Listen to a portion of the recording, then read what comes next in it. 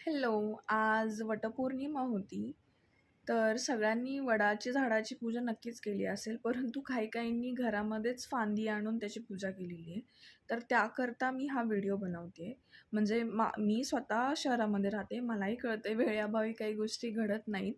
परंतु आपण बाहेर का गेलं पाहिजे किंवा मग का वडाच्या झाडाची पूजा केली पाहिजे? त्याच्यामागे काही कारणं आहेत. वडाचं झाड का पूजलं जातं? कारण ते दशकानुदशकं तिथंच उभं राहतं स्थिर, अखंड.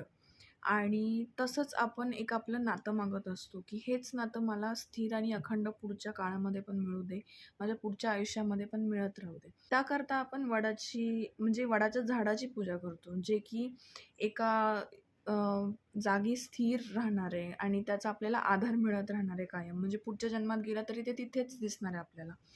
म्हणून हा समज आहे किंवा एक सत्य परिस्थिती आहे, की झाडालाच पूजावं. त्याच्या भोवती फेऱ्या मारतो, जेणेकरून पुढच्याही काळामध्ये मला असंच खंबीर नातं, असंच घट्ट नातं मिळत राहावं, तिथेच दिसावं, तसंच असावं. तर त्याच्यामागे ही कारणं असल्यामुळे आपण बाहेरही जावं, झाडाची पूजा करावी, जे खरं झाड आहे त्याची, ना की फांदीची.